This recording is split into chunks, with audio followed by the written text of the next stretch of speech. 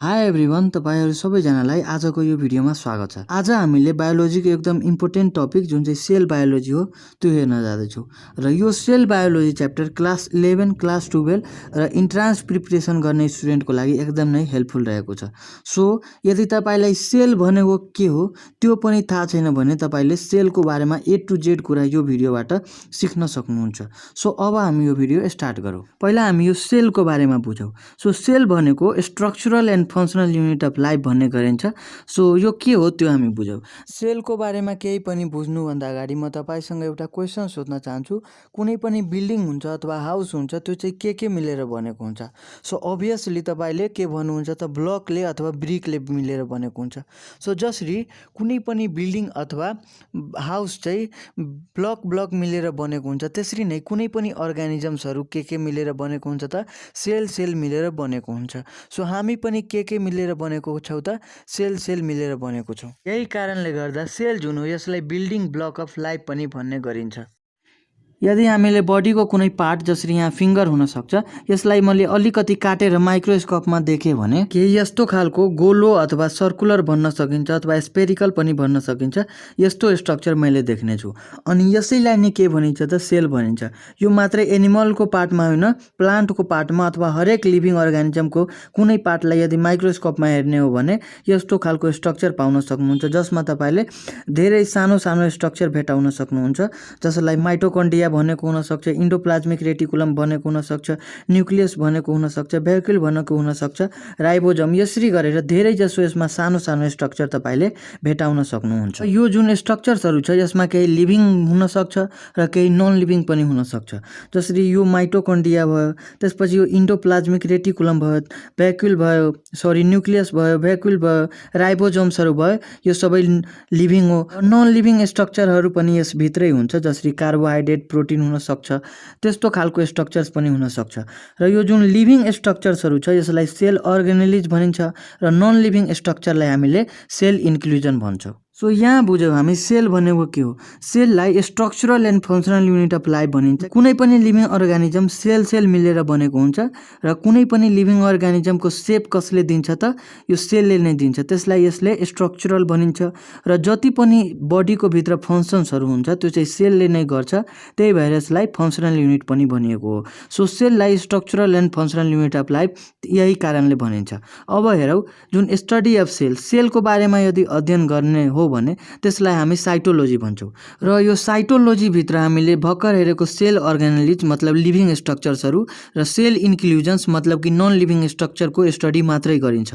तर यदि हामीले स्टडी अफ फिजियोलोजी मतलब सेलले कसरी काम गर्छ, वर्किङ मेकानिजम हुन सक्छ, केमिस्ट्री मतलब केमिकल्सहरू के हुन्छ अथवा के मिलेर बनेको हुन्छ, कम्पोजिसन के हो, र जेनेटिक्स अफ द सेल मतलब जेनेटिक्स भनेको रिप्रोडक्सन हुँदाखेरि कस्तो खालको क्यारेक्टर्सहरू चाहिँ एउटा जेनेरेसनबाट अर्को जेनेरेसनमा ट्रान्सफर हुन्छ त्यसलाई हामी जेनेटिक्स भन्छौँ।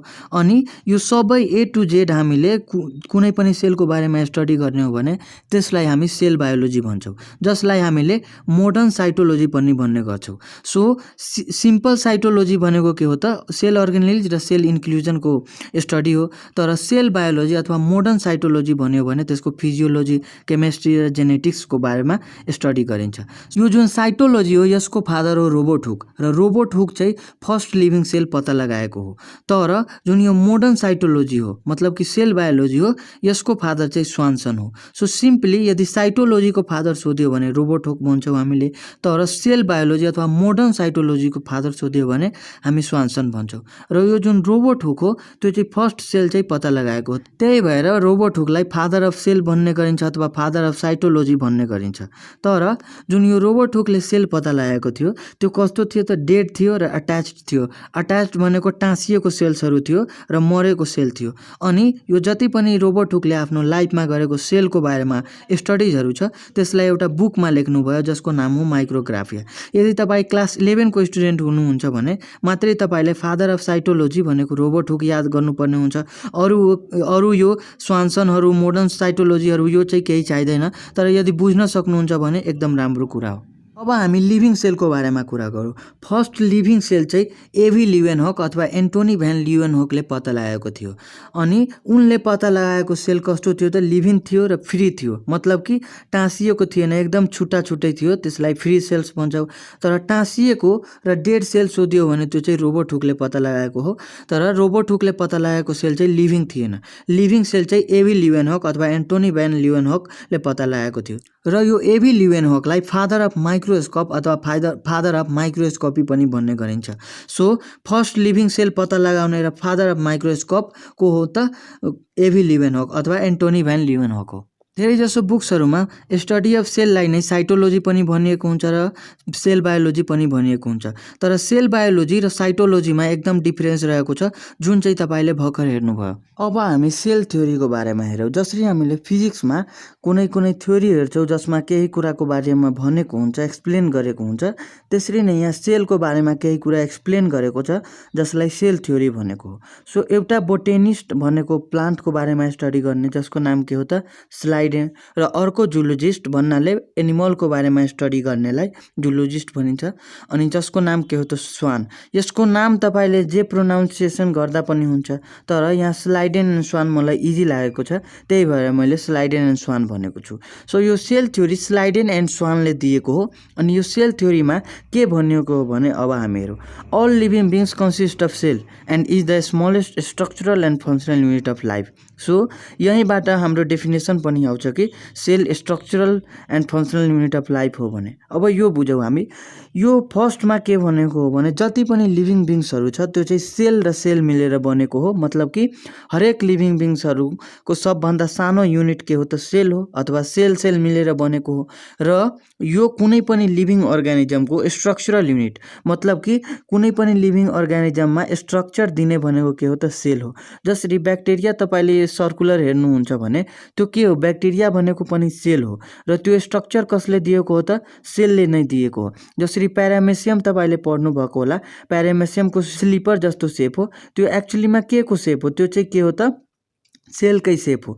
त्यही भएर कुनै पनि अर्गानिजमलाई स्ट्रक्चर दिने भनेको के हो त सेल हो, र अर्को के हो त फङ्सनल युनिट अफ लाइफ। अनि कुनै पनि अर्गानिजमभित्र जति पनि फङ्सनहरू हुन्छ त्यो कसले क्यारी आउट गर्छ त सेलले क्यारी आउट गर्छ।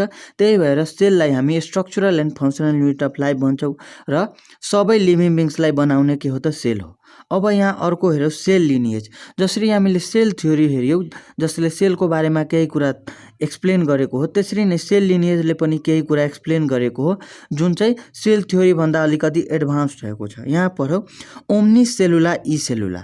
सो यसलाई हामीले जब इङ्ग्लिसमा कन्भर्ट गर्छौँ भने यसको मिनिङ के हुन्छ त all cells are originated from pre existing cells only by reproduction. मतलब कि यो जुन सेल लिनिएज रहेको छ यसले के भन्छ कि एउटा पहिला रहेको सेल जुन हो त्यसबाटै अरू सेल्सहरू पनि बनेको हुन्छ।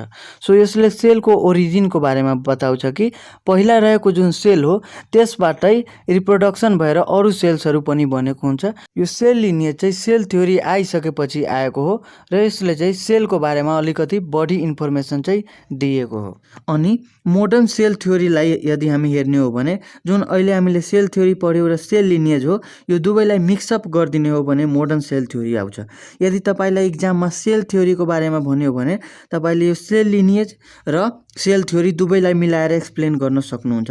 जसरी ओभरअल हेर्दाखेरि के हो त all living beings consist of cell एउटा पोइन्ट भयो, र अर्को के हो त cell is the smallest structural and functional unit of life दुईटा पोइन्ट, र अर्को के हो त all cells are originated from pre existing cells by reproduction. So यो तीनटा पोइन्ट चाहिँ ओभरअली तपाईँले सेल थ्योरीमा याद गर्नुपर्ने हुन्छ।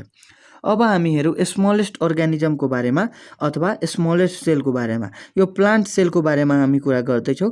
संसारको सबभन्दा सानो सेल अथवा प्लान्ट सेलमा सबभन्दा सानो सेल भनेको के हो त माइकोप्लाज्मा हो, जसलाई joker of the plant kingdom पनि भन्ने गरिन्छ।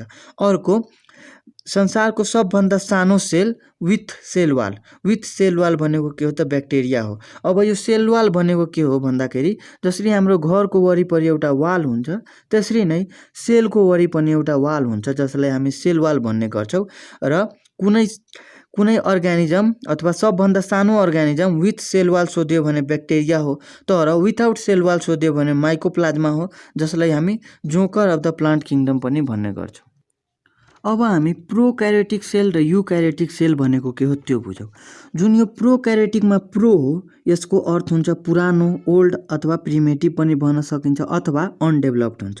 र क्यारियोटिक भनेको क्यारियोनबाट आएको हो, जसको अर्थ के हुन्छ त न्युक्लियस। भन्नुको अर्थ पुरानो न्युक्लियस भएको सेल्सलाई हामी के भन्छौँ त प्रोक्यारियोटिक सेल्स भन्छौँ। र अर्को हो युको मतलब हुन्छ गुड अथवा डेभलप्ड, र क्यारियोनको अर्थ के हुन्छ त न्युक्लियस, र यो क्यारियोनबाट क्यारियोटिक बनाएको हो।